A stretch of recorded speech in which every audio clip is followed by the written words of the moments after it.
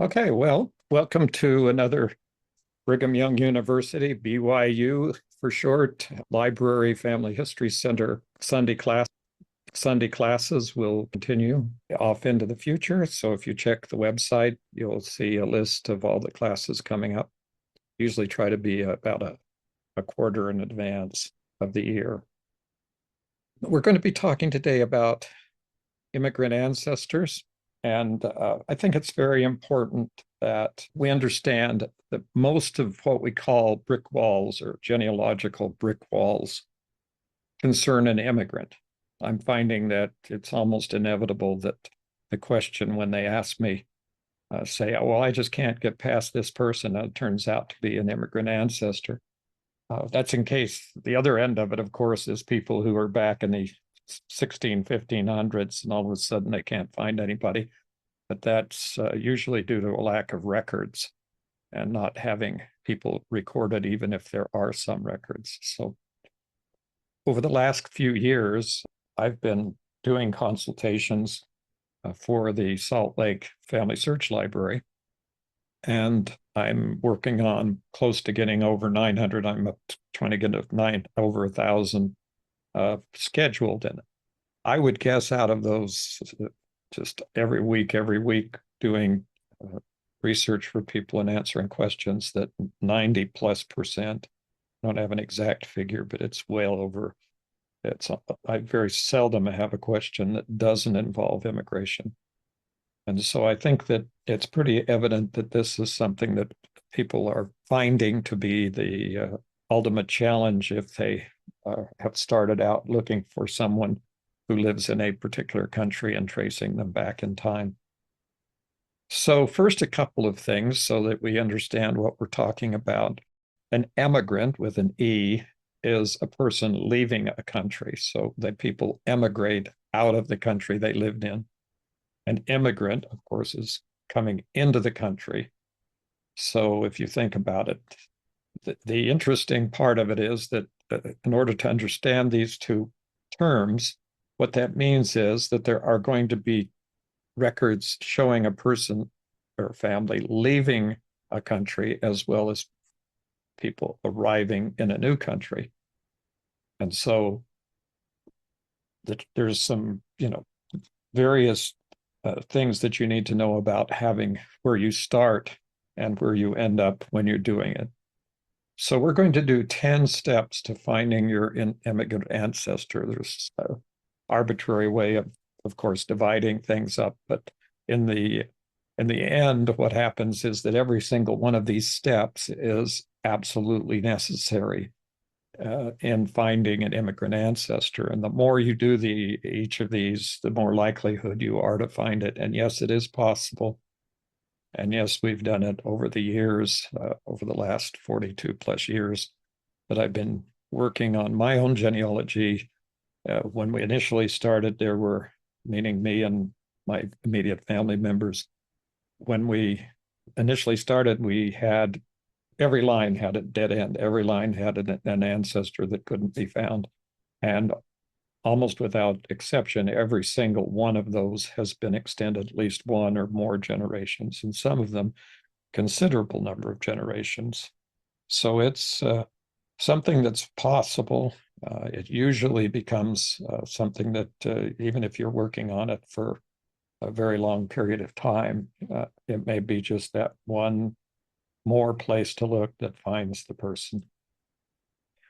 So the number one, so we're going to start off here with number one, and I might mention that almost all of these immigrants, except for the pictures of actual immigrants in my presentation, are primarily, and of websites, of course, but are AI generated images from different programs, generally rely upon Microsoft Image Creator, which is part of their Copilot program. So this is the big question here. One of the things that's absolutely important, and I can't emphasize the importance, overemphasize the importance, you've got to document your family line back to the immigrant, and then document all of the immigrant's known family in the country of arrival.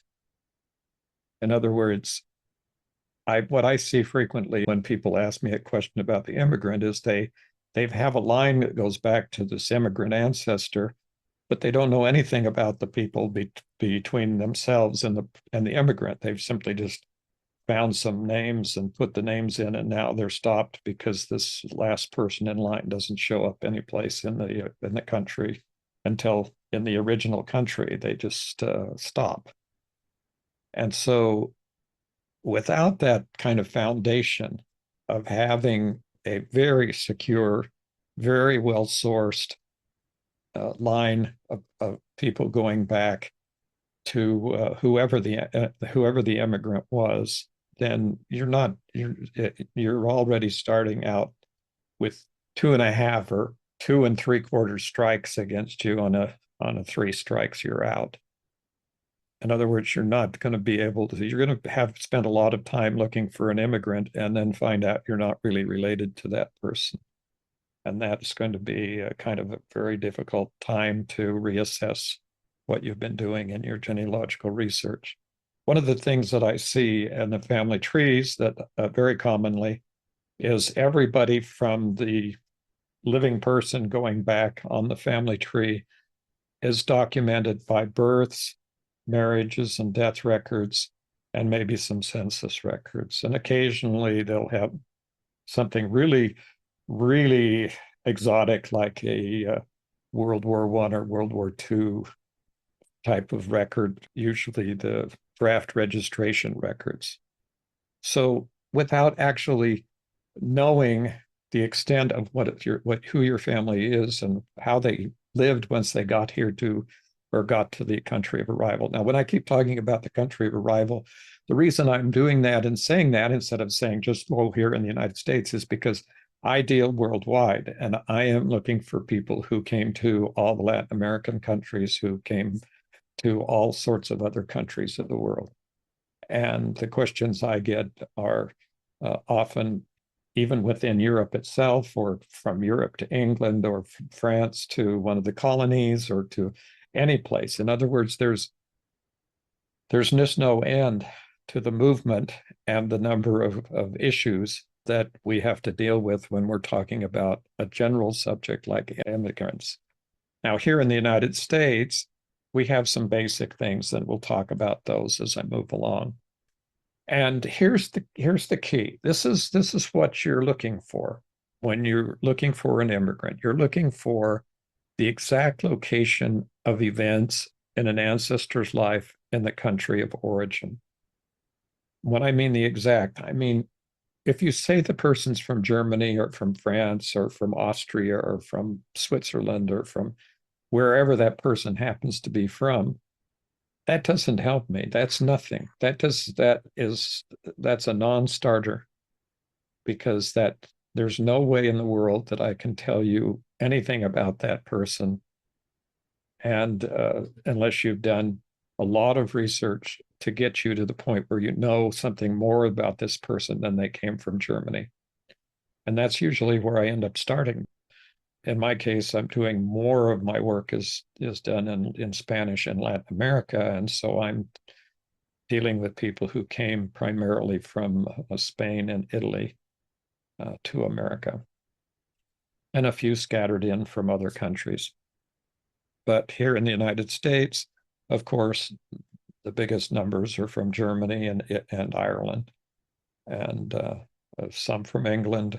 The early ones, if we're getting back into the 1600s, I'll comment on that in just a while. But so what we're trying to find is something that happened in the country of departure, because if you're looking for a record, you need some place to start looking. And so you need to have the location so you know which records or which record set to be focusing on. And then I would suggest in the same vein that you learn about how to find the immigrant. In other words, there's standard ways, and I'm following the standard way right here to find an immigrant. And you're going to hear, if you ask the questions, they might be phrased differently, they might be in different order, they might be a little bit more some more specific, some more vague. But when you get into doing immigrant research, you'll find that everybody agrees. Almost every video and class and everything that I've ever studied or taken about immigrant ancestors basically starts out with the same statement about you've got to find the place of origin as the first goal. And you do that by doing research in the country of arrival. So let me repeat it. Immigrant ancestor research begins in the country of arrival, not in the country of departure. Just some places to start. The Family History Guide, or the fhguide.com, has sections in every country on emigration and immigration. In the United States, it links out to thousands of videos and articles, written text articles that will help you get started with understanding the subjects. So if you go here to the free Family History Guide website, you'll have a good hands up, and get ahead quite a bit by going through the instruction that's here on this website. So basically, when you're trying to think of finding that event in the country of departure, then you need to go through some certain questions. And these are questions that I ask frequently. What language did they speak? Why is that important? Well, that pretty well narrows it down to some extent if we know what language the immigrants spoke. If you say, well, they spoke German, well, that doesn't help us because that's a kind of a universal language. Or in the British Isles, well, they spoke English. Well, no, we don't. That doesn't help. But if you find that your immigrant ancestors spoke Italian or spoke Swiss or one of the other dozens of Hungarian or any other language like that that came from Europe, that obviously focuses your search considerably depending on some other circumstances. Now, there's a possibility, like there's lots of foreign language or non-English language speaking people here in the United States. And so the fact that they spoke a language here in the United States doesn't necessarily tell where they came from, because it may be a language spoken in many different countries at the different time periods. One thing that's so commonly not known when I start with people who are beginning to look for the immigrant is what religious affiliation did they have? For example, in Ireland, if I ask that question about an Irish immigrant and they don't know, then we have a problem, because for a lot of the time that the immigration would have happened, they could have been Scots-Irish, which not really Scots-Irish, but from Scotland, or their families from Scotland or England, or they could have been Irish people from the island itself and not have any outside connections.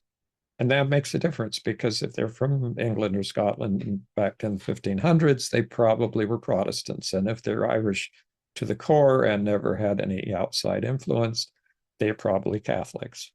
And so there's a big difference, making the difference with which religion they had. And they say, well, how do you find out which religion they had? Well, there's part of the the things that you do when you're a genealogist is learn how to find religious records and how to go into this. And what you're going to find here with immigrant research is that it touches almost every aspect of genealogical research. Anything you need to know about doing genealogical research in any country of the world is probably part of what you have to know in order to find an immigrant. And so it's not discouraging. I'm not discouraging anybody. You have to start and you have to do it. But and if you if you find the country and you know the country of departure, and you focus on that country, that could lead you into a very much narrow area of research. So, for example, if your ancestors came from Scandinavia, that gives you some very specific records and things that you need to examine in that process. And if they did come from someplace vague, like Germany, where it really never existed until the late 1800s, then you're really kind of not having enough focus to even make a decision.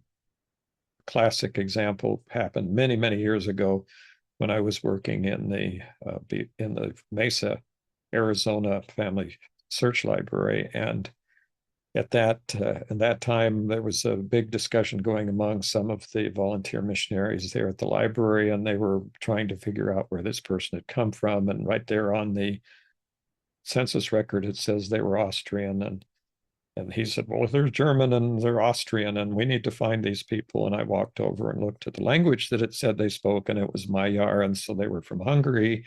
And of course, that was a big revelation to the whole group. And that's why these particular rules have come up.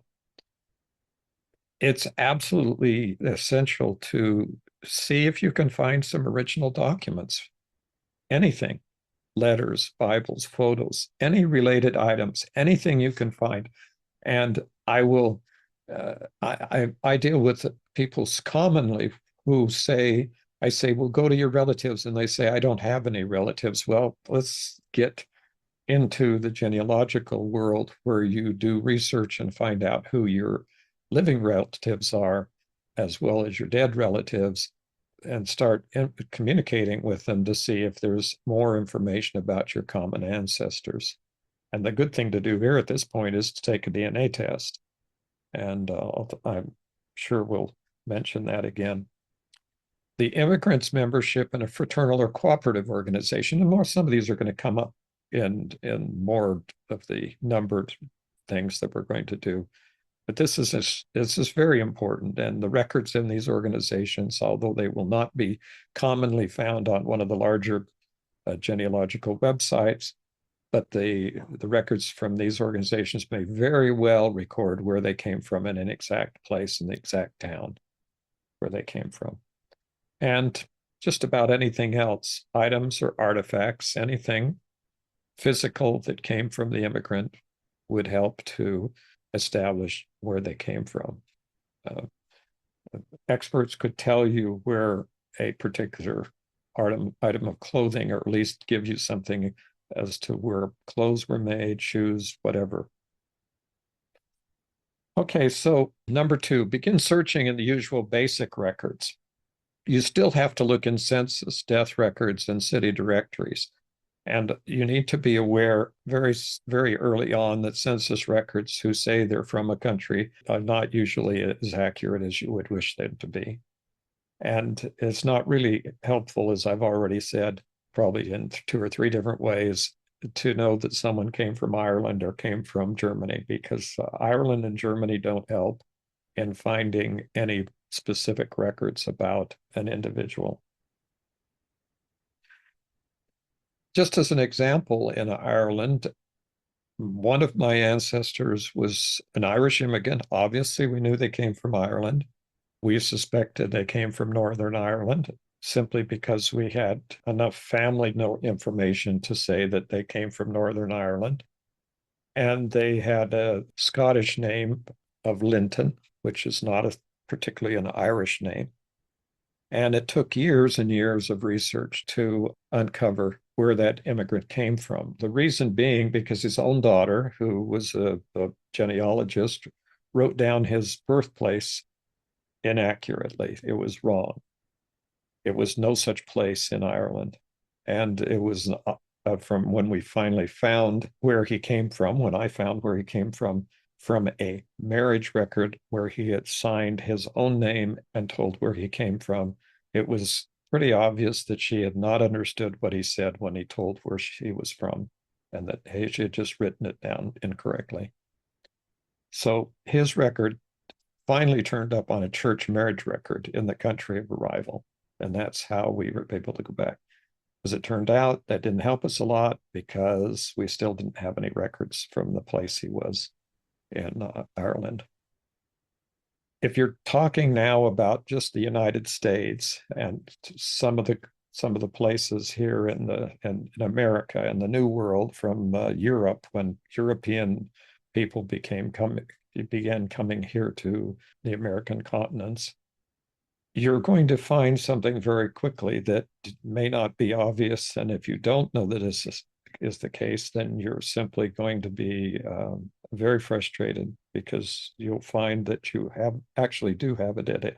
It really is not just a brick wall, but it is a dead end. It is not going to produce any further information about the immigrant.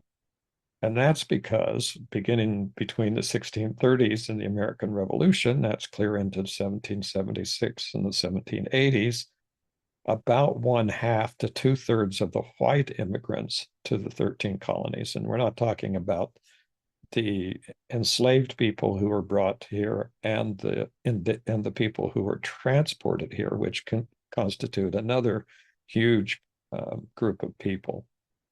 So when you start looking back for your ancestor, if he's white, and you go back and then you find out, oh, he was famous and they owned all this land and there were the three brothers and that myth and all of that kind of information. But the answer is that most of that is just family tradition to cover up the fact that these people were indentured servants.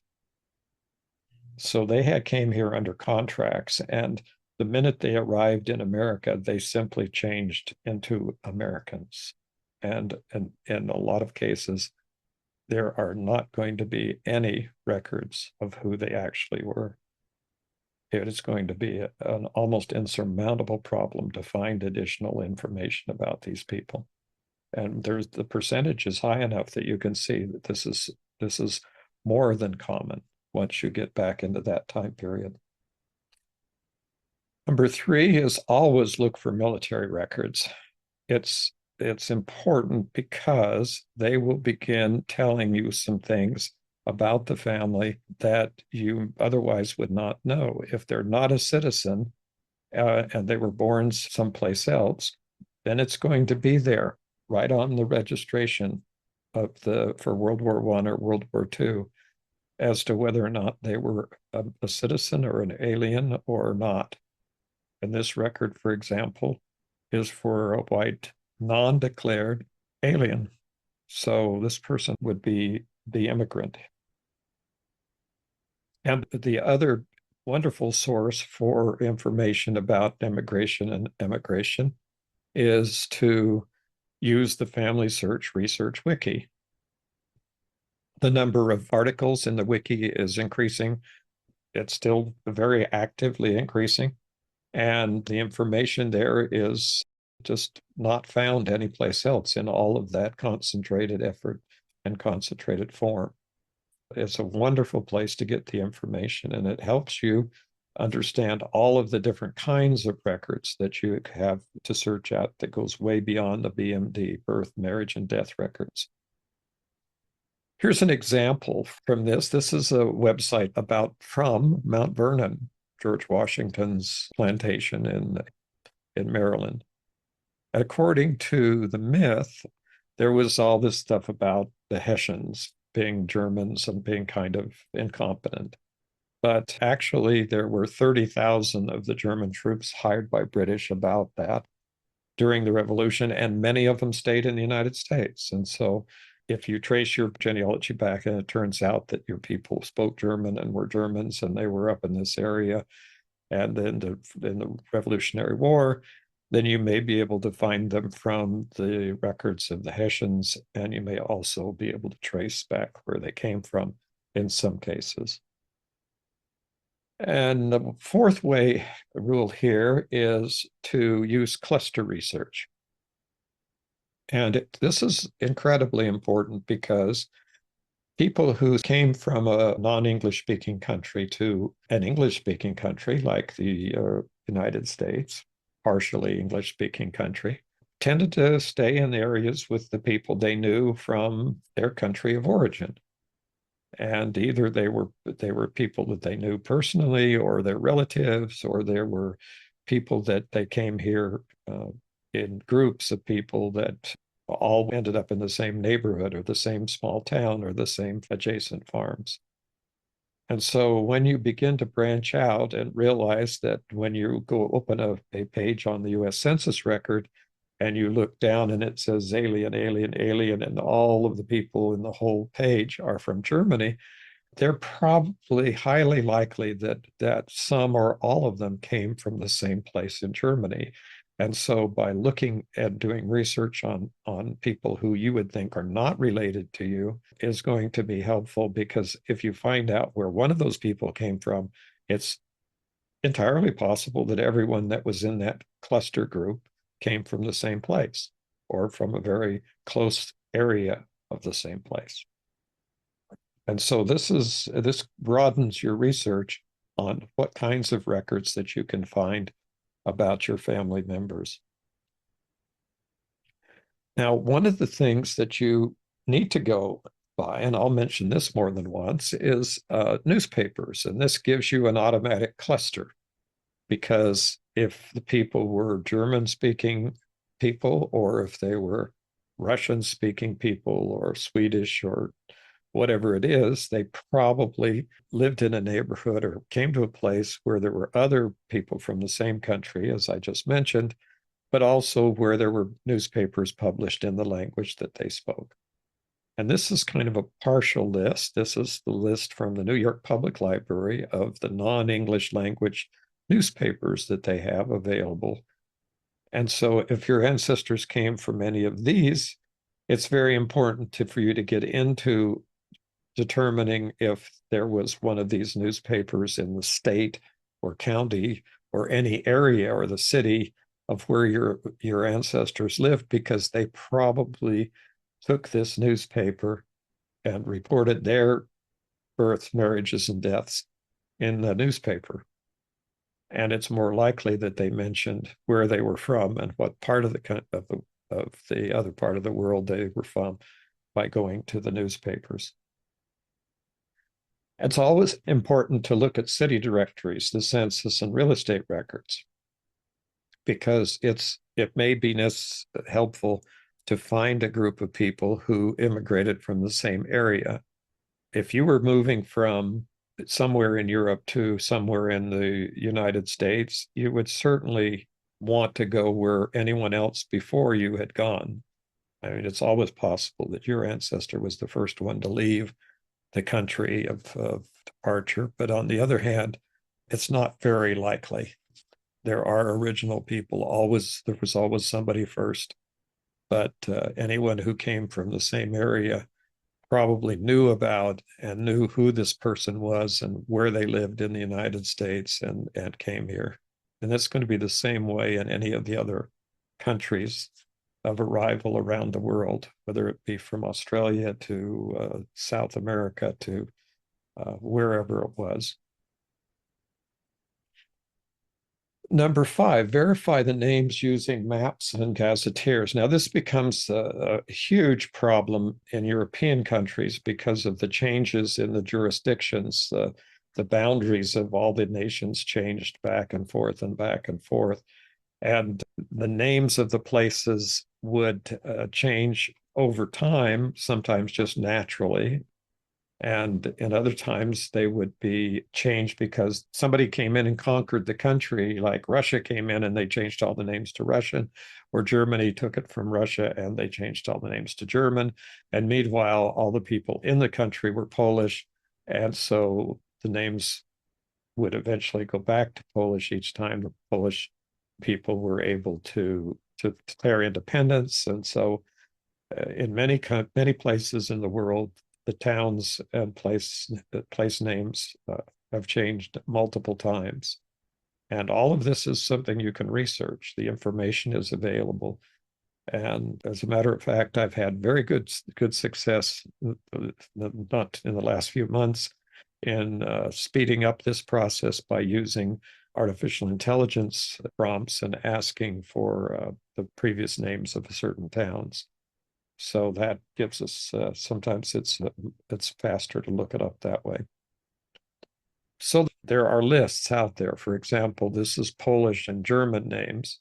And then where they were parts of and where they were changed. So you can see that the Polish names if you looked carefully at this, you'd see the Polish names and the German names are not even they may start with the same letter or be close. Some look a little bit like each other. They're mostly just not even the same. They're just totally, one's in German and one's in Polish. So it's not going to be the same. And the gazetteers, this is the Myers book and the Orts book, it's called. And there are lots of these volumes of gazetteers out there, and there's some online that are extremely valuable for places like Austria and around, that give you the actual names and the transitional names of places and tell you where the records were likely kept. In the case of the Myers-Orts, it will tell you whether it was a Catholic parish or where the Catholic parish was and where the Protestant parish was. Now you're going to be looking even further, and in this case, you're looking for museums, historical societies, and genealogy societies in the place where your ancestor lived. And if you're looking for those, you'll find that they have their own sets of records. In many cases, they include types of records that would not be well known anyplace else. In other words, they wouldn't be found on Ancestry or on Family Search or on any of the other websites. They just wouldn't be there because they're the society's records or the museum's records, and that's the only place you're going to find those particular records. Now, is it possible that the bigger websites would have come in and digitized the records? Well, unfortunately, there's a problem with having the big websites, and that is they have to have a certain collection of a certain size before they can justify putting their equipment and their time and their personnel into digitizing the records. So many smaller collections don't get digitized, but one of the movements that's happened in the last few years more rapidly is that these societies are beginning to digitize their own records, but they're also putting them behind a paywall. You have to join the society to see the records. And if you really find out that your ancestor came from Minnesota or Wisconsin or Iowa or someplace, and you find there's a genealogical society in that town or place where you think you find your ancestor, I'd join the genealogical society or join the historical society, pay them their fee, and then get access to their records. You may very well find someone in the genealogical or historical society who can tell you where these people came from. This is another example. This is called Kurztown University, and it's Pennsylvania German Cultural Heritage Center. So there's all sorts of information here. And there's a digital folklife portal. Why is this important? Well, if you find out the particular culture of the people, which little small culture people they came from, that they came from this particular area of Germany, you can start narrowing it down to where finding the records may actually be possible. It may be something that is doable. But you're not going to know that until you actually get into the culture and the history of the people to that level.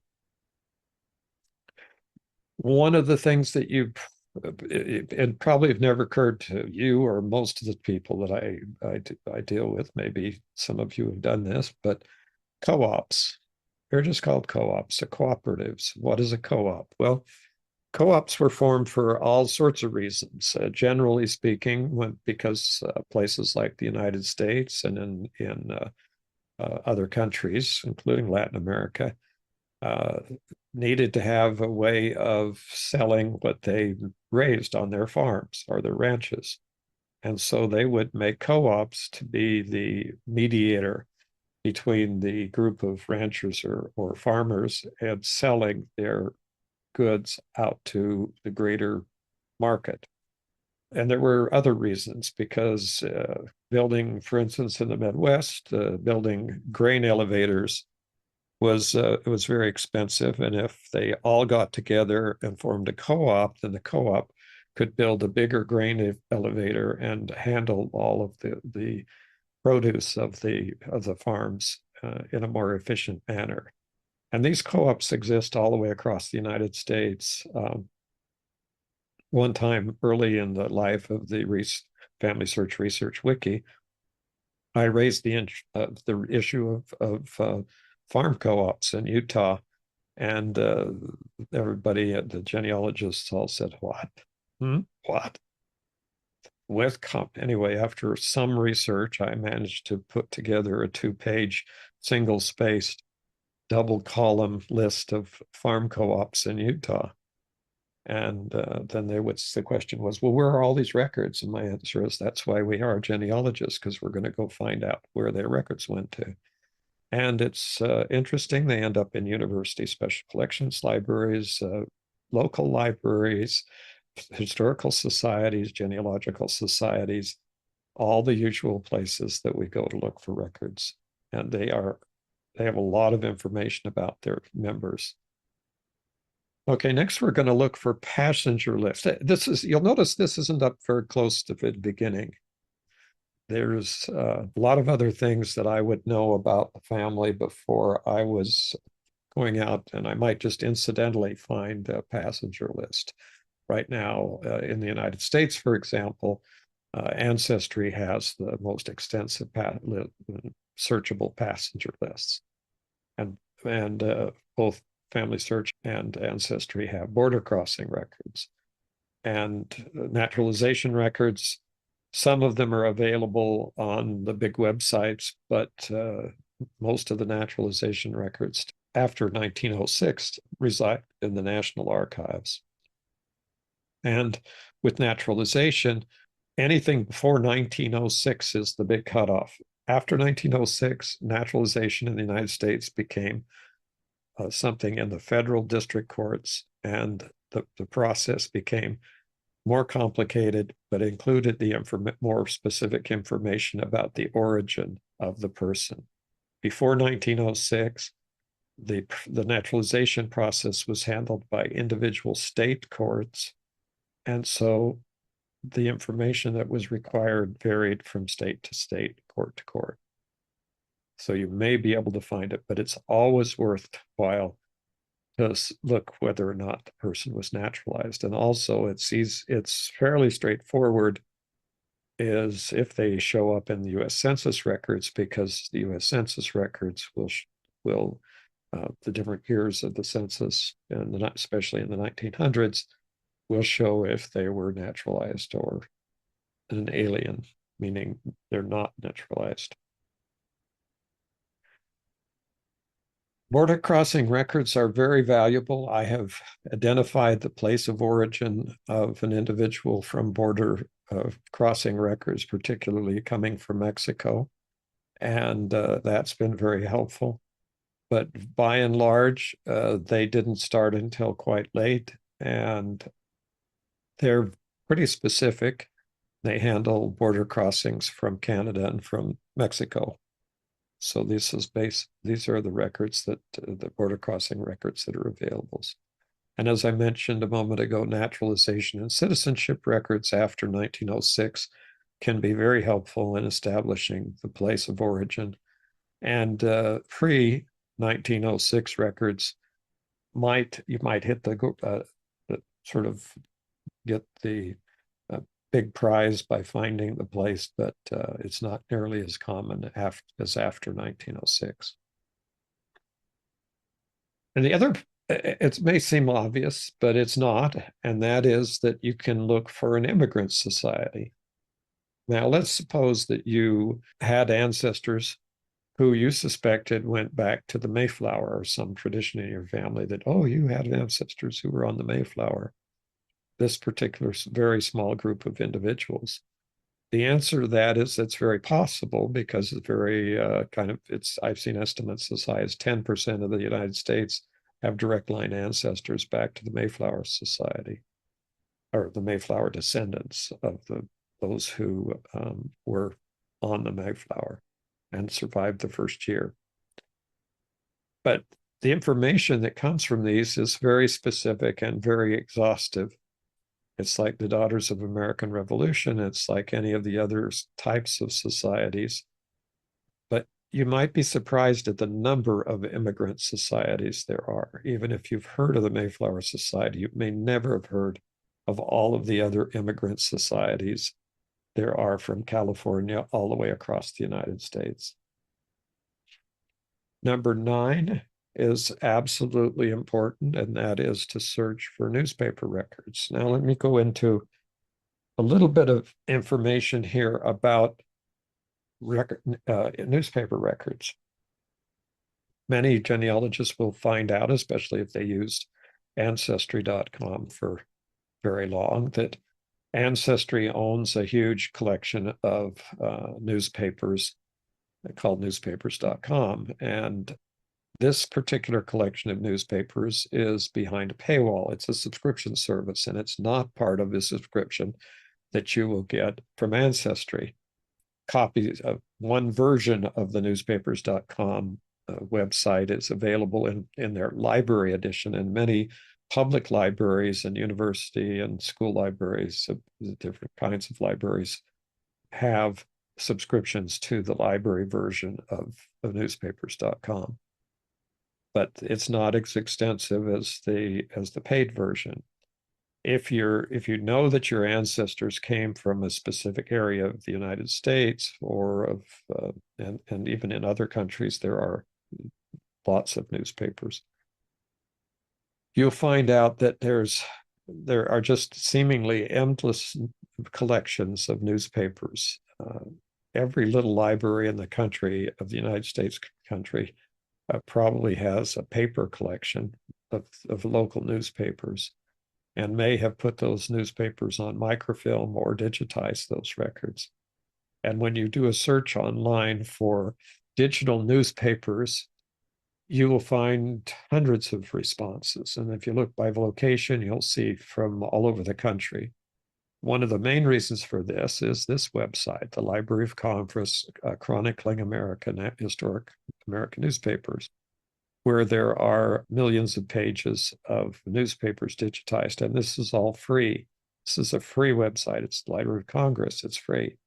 And they have sponsored in every one of the other states a state collection of newspapers, of digital newspapers.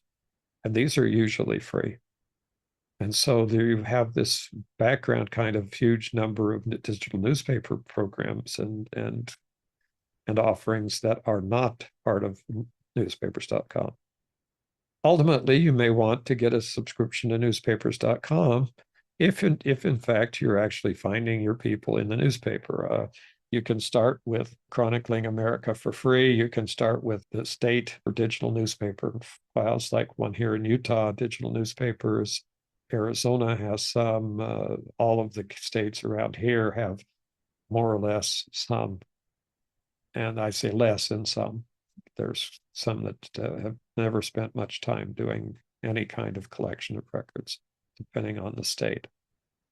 But here is a marvelous way. And understanding also that, as I already mentioned, that these newspapers might be in all different languages.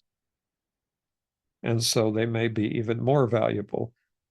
And fortunate for us is that with artificial intelligence that's been coming out in the last few years more rapidly than before, optical character recognition and language translation are two of the things that have been highly developed now.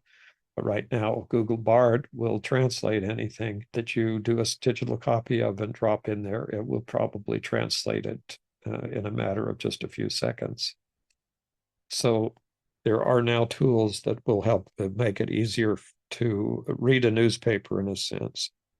And in many cases, you can open up a digital image of the newspapers and ask Google to translate the whole page. There are limitations on the amount of translation that it can do, but you can pretty well get an idea of how much information there is available. So now we're down to the last of the 10 suggestions, and that is to learn some history and geography.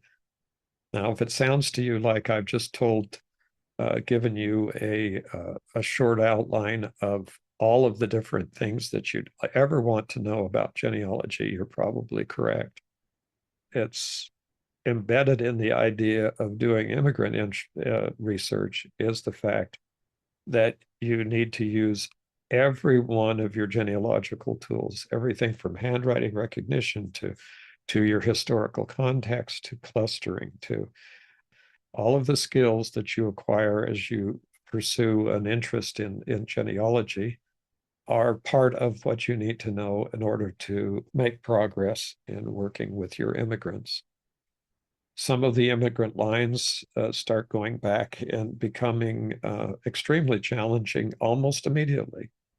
The reason for it being the people, rather than being just, wanting to move from one country to another, were forced to leave their country of departure and are showing up in a new country as refugees or as asylum seekers or others. And their connection back to the country of origin is going to be tenuous at best. It may be extremely difficult to determine.